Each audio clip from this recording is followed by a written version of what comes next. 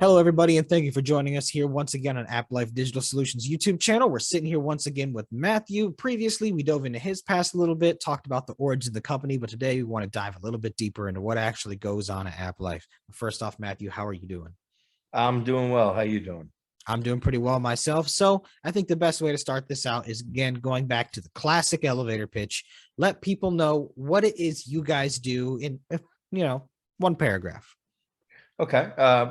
We have a pretty unique model for a public entity. We have two sides to the business. The first side of the business is we develop in-house e-commerce and cloud-based businesses.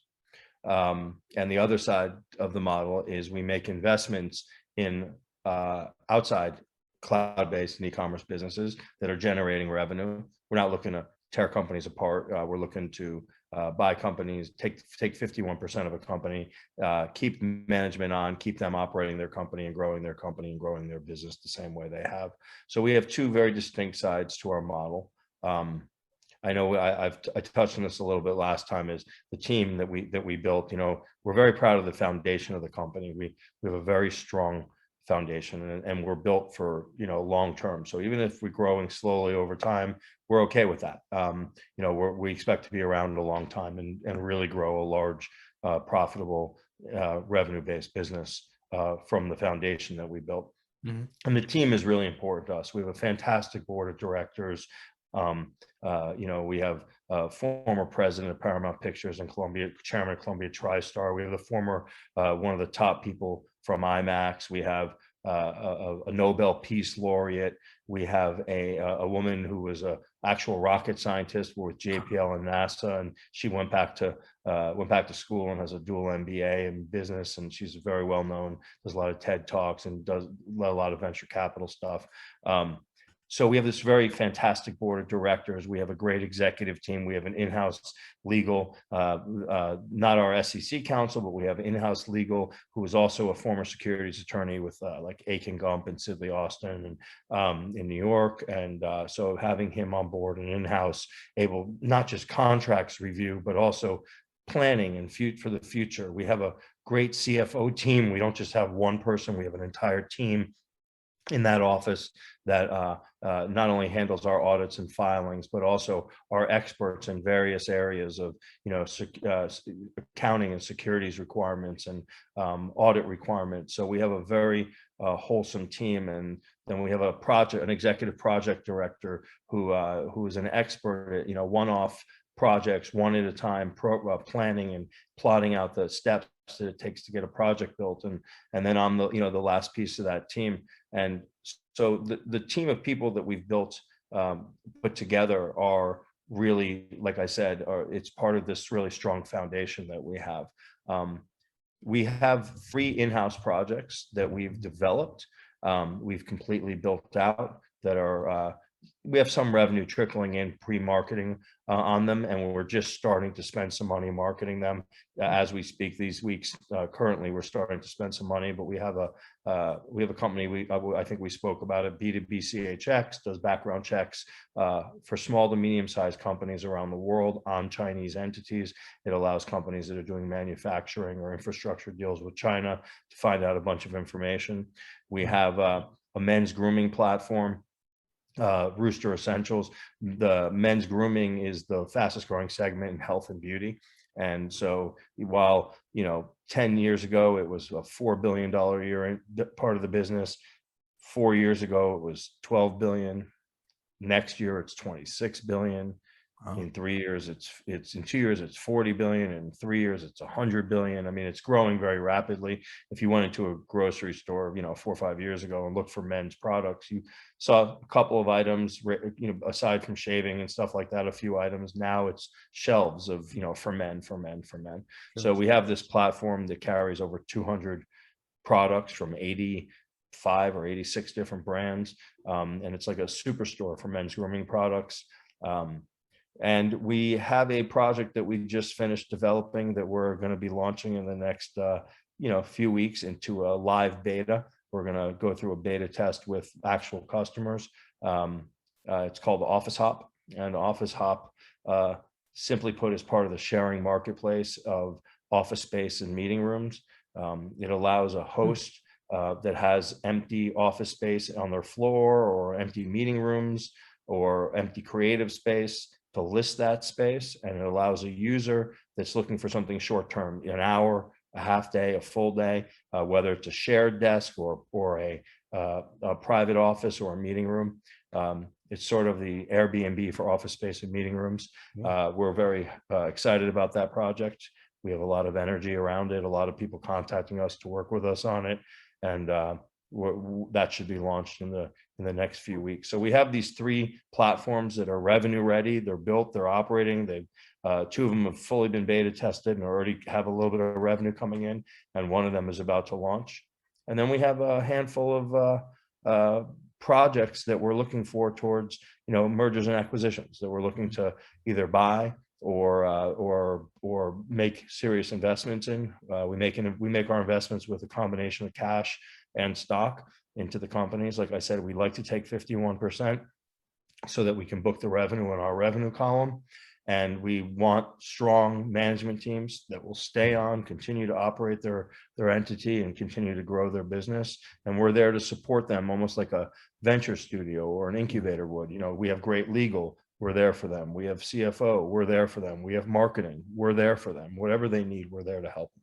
Well, I have an interesting question for you here. So aside from it being a cloud-based service in a lot of ways, is there any specific verticals you guys are aiming towards? Because again, I see the background checks, the men's grooming, the somewhat business B&B idea. Is there any specific verticals you see there, or maybe a better way to say it would be, what draws you to a project? Okay. Well, APPlife Digital, APPlife, actually the word APPlife, APPlife, comes from applied to life. That was sort of how the idea, what the concept was. And what we thought was that there are sometimes a life solution, APPlife Digital Solutions, a life solution was really something simple, and it didn't need to be very complex. And for using the men's grooming, for example, it's difficult for men to go shopping and a lot for that kind of stuff. For women, it's a social thing.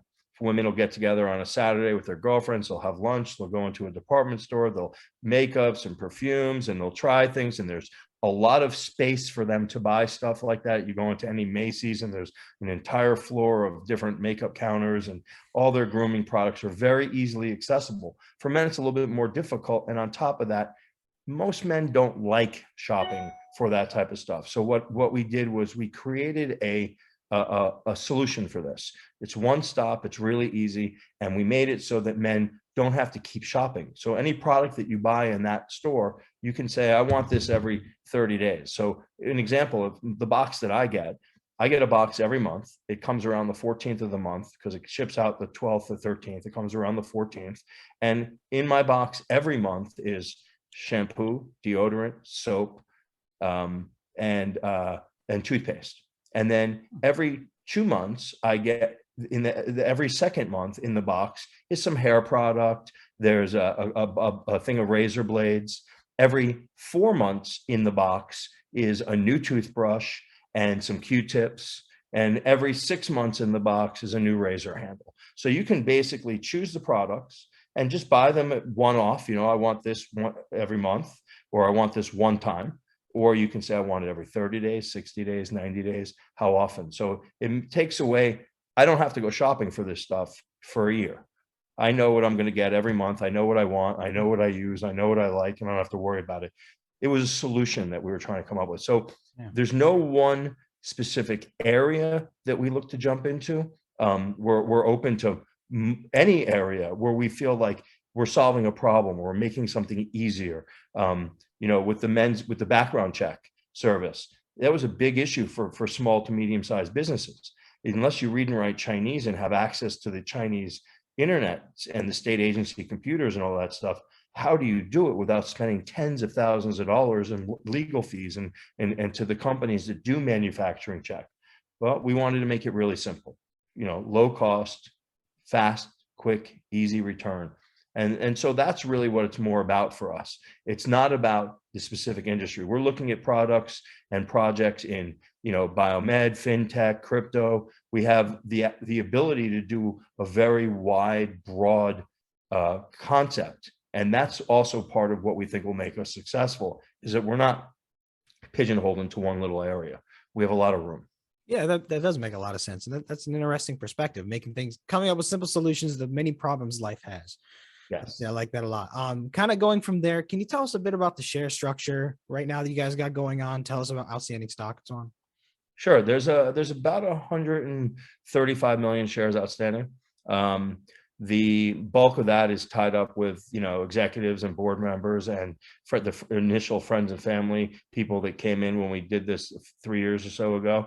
They're still all supportive and on board, and no one's bailed out of the company. And all the initial friends and family are still holding their certificates, looking for the bigger growth down the road. We recently filed an S1 to raise a little operating capital and growth capital, and we started to take in some of that capital. We took in about a third of what we were looking to do, and we stopped raising because we didn't want to flood the market too much. We recently, we put a quick 7 or 8 million shares into the market when we did that. So we want to let that dissolve and dissipate and kind of take its ride through the market, and then we'll go out and raise the rest of the capital on the shares that are available. So by the end of that S1 being the effective S1 being fully sold, we'll have somewhere in the neighborhood of 160 million shares or so out in the market. But right now it's about 135, 137 million. Yeah, what's interesting is the game you guys are playing is very similar to some of the big dogs play. You see people like Google do this, you see people like Facebook do this. And Yes. it's interesting. Do you guys have any real competition in the smaller space though? Well, in the smaller space, no. Yeah. Usually people in the smaller space are very one note. They're a single company. Any of our e-commerce platforms on their own could be in the smaller space, what we're doing. But in the OTC, on the QB, especially even where there are, more legitimate OTC companies where we are, you don't find companies that are this broad, that have, like you said, the bigger boys are doing this, the Google, the Apple, these big companies. They do is they have incubator sections where they grow. They're in-house, and they go out and they go out and they buy other companies to grow. That's why we know that, because we build a really strong foundation, because we have a very good team around us, and we have a very broad, potentially fast growing model, that as we start to grow, we're going to grow very rapidly, and we're going to get bigger and bigger and bigger. Our goal is to have $60 to $70 million in revenue in the next 2.5, 3 years. And, that's a big chunk of revenue to grow if we were a single company with a single point of focus. But the way we are built is, we expect to have, by that time, 5 or 6 in-house platforms, and to have acquired an additional 5 or 6 outside companies. So between those 10, 12 companies that we'll be overseeing, we expect to be doing $60, $70 million in revenue. Wow, yeah, I just think it's important for people to understand this is a big boy business model in a lot of ways, and it's something that's been proven to work. And I think we're going to see a lot of interesting things from AppPlife Digital here in the future. But what would you say the number one thing is people should be looking out for? What should people's attention be focused on, say, over the course of the next year? Well, I think that the most important thing for us is to continue executing our model. It's not always about the amount of revenue, it's the kind of revenue. It's not always about the number of acquisitions, it's the kind of acquisitions. So as we start to, pull the acquisitions in that we're looking at under our belt, and start to grow the revenue from our in-house projects, I think what people should really be watching for is, as we take steps, we take them pretty quickly. We listed on the OTC pink sheets at the end of 2018. By middle of 2019, we were, 6 months later, we were uplisting to the OTC, to the QB. We very quickly after being on the QB, entertained offers from investment banks, and we made a deal with the Maxim Group, which is a small cap investment bank in New York that does a lot of uplisting and growth. And we have a signed agreement with the Maxim Group that does threefold. One is advisory services, and we talk to them on a weekly basis. We have a great call, senior managing director, executive directors, all participating on this call on a weekly basis with us. A lot of sound advice and solid information exchange goes on during those calls. The second part of that deal with the Maxim Group is mergers and acquisition targets. They're helping present us with potential targets for us to buy, and they're helping us vet the targets that we find on our own to find the right matches for us. And the third part of that deal, which is probably the most exciting part, is an eventual uplist to the NASDAQ. So and we're not talking about years down the road. We're hoping a couple of 2 to 3 quarters down the road. So our goal is to start generating a little revenue in our in-house projects, start acquiring companies with revenue, and at the same time we're doing that, Maxim will begin their uplisting process, and hopefully, like I said, in 6-8 months we're on the NASDAQ, and the volume and the liquidity and the access to capital changes, and from that position we could start doing exercising our model at a much faster pace and doing things on a much bigger scale. Wonderful. Very well summarized, Matthew. And I think we've covered pretty much a lot of the business here with a good overview. But if anybody has any questions about anything more specific, don't be afraid to send it over to us. We'll be happy to dive into anything you guys want us to. But Matthew, thank you so much for coming on, and everybody stay tuned. Thanks for having me again. Thank you.